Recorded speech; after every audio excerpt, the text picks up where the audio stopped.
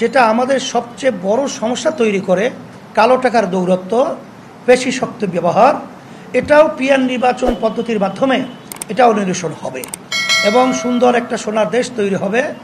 আর সবাই যদি সরকারে থাকে, সেখানে দেশ পরিচালনায় সুন্দর একটা পরিবেশ তৈরি করার সংসদ হবে। এই জন্যই আমরা পিয়ার পদ্ধতি চেয়েছি।